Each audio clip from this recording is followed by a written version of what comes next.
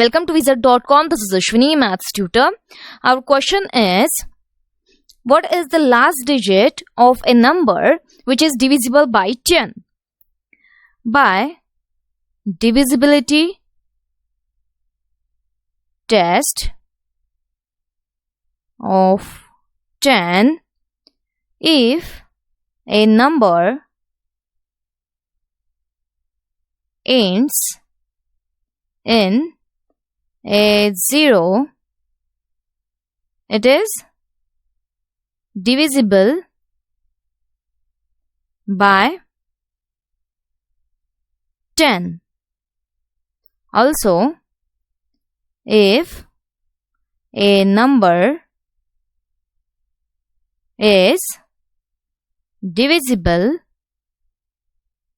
by both 2 and 5, it is divisible by 10.